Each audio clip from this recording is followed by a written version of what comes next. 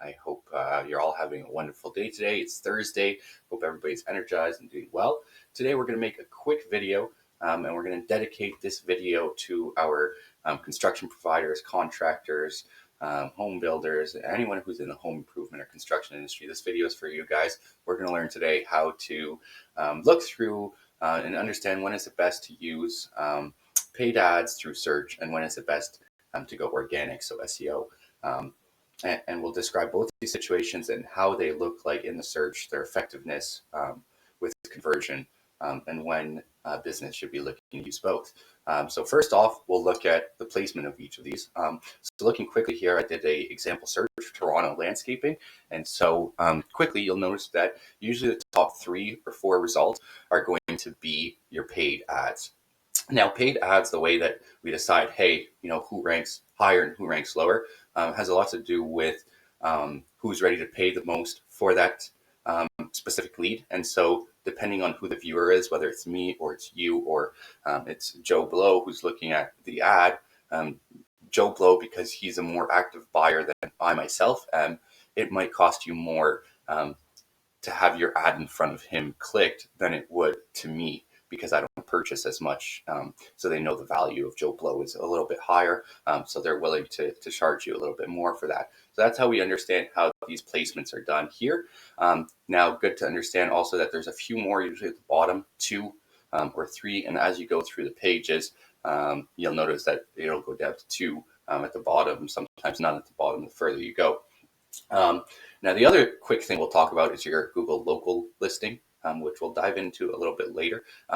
But as every small business owner, especially in the service-based business like we are, having a Google My Business local listing is like one of the best things that you could do, which is free, generates traffic right now today. You just need to know how to play around with the keywords, push the reviews very hard, and make sure you pick a centralized area if you can, where there's not too many other businesses who are competing in the local sense.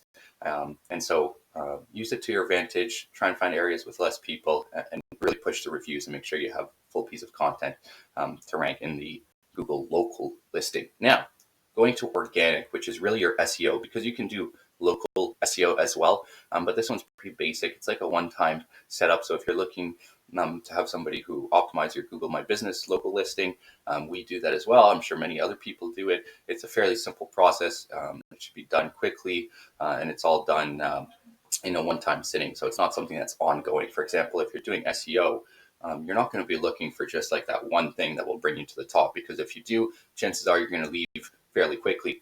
So it has a lot to do with kind of building content on your page, driving conversions.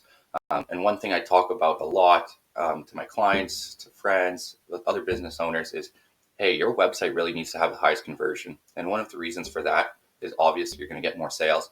But it also has to do with SEO and other things, which I'll dive into here. So understanding SEO, like one of the factors of SEO is not only your click-through rate, which is how many times do people click, which means you need to have a nice heading, a nice meta title, You have a good meta description.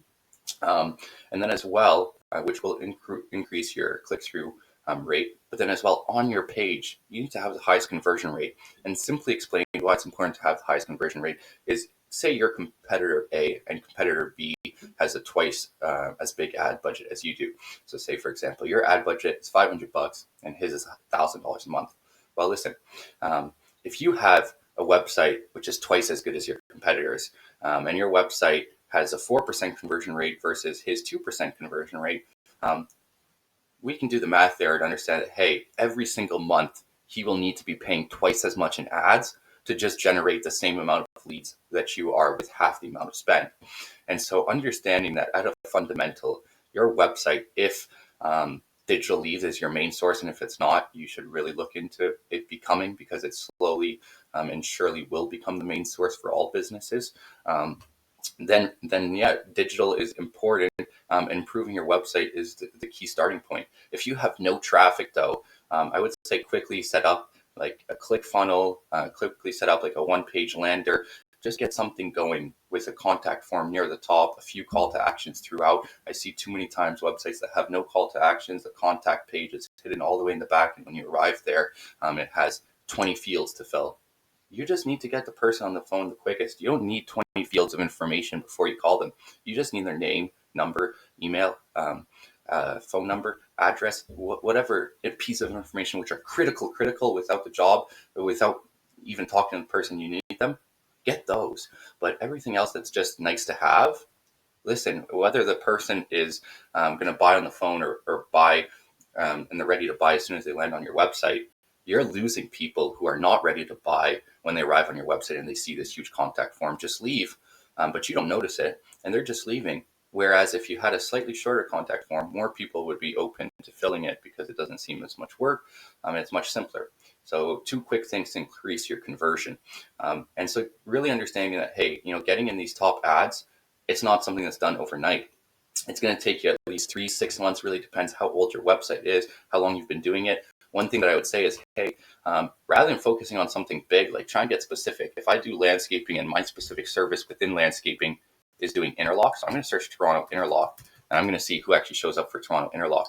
And what you might see, as many people do see, is, hey, you know what? The competition is a little bit less fierce in this section.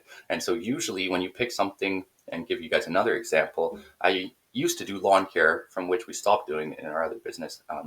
But at first, when we did lawn care, we noticed that, hey, lawn care is actually a pretty hard keyword. It's very competitive. Lots of people are trying to get it.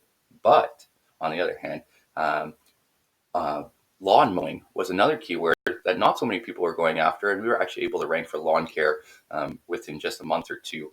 And that provided wonders for us. And it actually helped us rank on lawn care later on once we had lawn mowing, because it was driving the traffic, the conversions. Google was seeing us getting more and more. And so they said, you know what, these guys are probably better. We're going to place them up higher. The reviews kept on coming in. And so this is like a whole equation. And it goes very in depth. If you want to learn more about SEO, just subscribe to our channel, or go ahead and hire an expert to teach you a little bit about it. Or if you just want it done for you, go ahead and hire an agency like ours and can go ahead and get your SEO game stepped up so you can be showing up on the first page. But now let's talk about when each of these should be used, because it's very important to understand there's a place and time for both of these.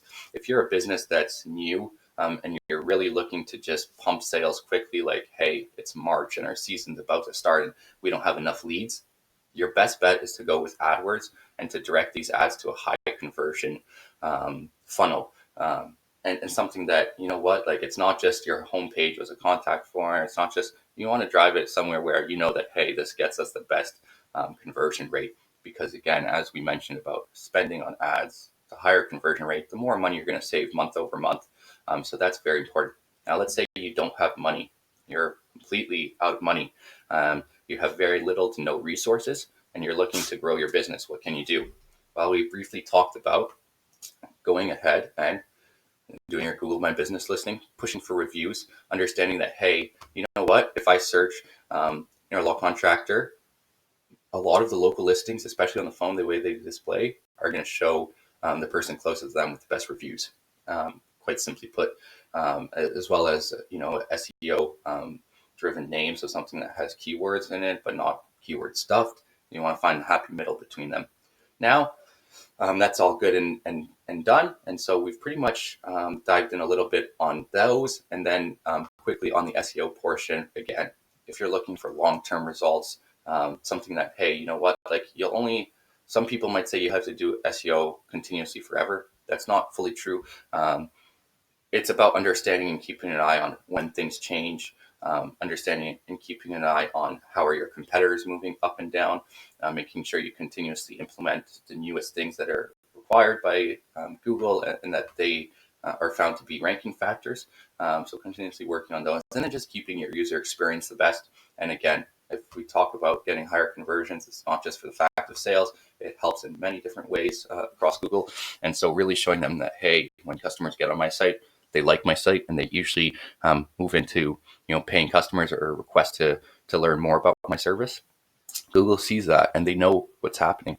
And so having that high conversion rate will definitely help you separate yourself from the pack. And so it's important to start with your website, and then as resources are available, you should be continuously doing SEO within those first months of you starting your business. I understand that you may not have time, So that's why it's important to, quickly make a video about what are the top 5 benefits of using permeable papers versus non-permeable papers.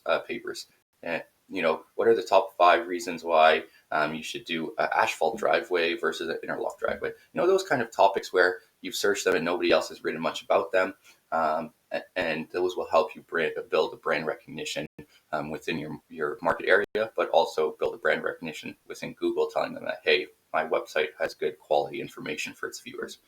So this is pretty much a rundown on when and where you should be using all of these 3 components, as well as a quick rundown on how they are viewed within a search listing when performing a search. Now, quickly to note, I'll just jump to one quick update, which we've seen recently. And it's not propagated across all countries. It's currently, as I've seen recently, only available in Canada, US, to what I know, but it's moving. And so in Canada, for example, they only have 3 services which are currently eligible for it. In the US, they have just under a dozen. But you have these new Google guaranteed ads, which display very nicely. There is a little bit of requirements to get there, which I've done in a previous video. I put the link to it. But yeah, definitely something to take a look at if your industry is eligible for these kind of ads, and you have kind of you meet the eligibility requirements. Then definitely this, which is no longer a pay-per-click, it's actually a pay-per-lead. So you only pay if somebody is qualified and calls. If they're not, you're able to push that back and get a refund. So it's a very interesting program that they have there. So I do want to thank you all again for your time today. If you made it to the end of the video, that's great. You're in a good place to be able to put up some ads now and understand when is it best to go for SEO, organic, or when is it best to go for paid ads, and really understanding that, hey, my website is the number one spot where all of these marketing engines are pushing to, and all of this traffic sources are coming from. And that's where the eyeballs are. So you want to make sure that the eyeballs are getting the best information and the easiest user experience that they possibly can. So thank you very much and have a great day. Bye for now.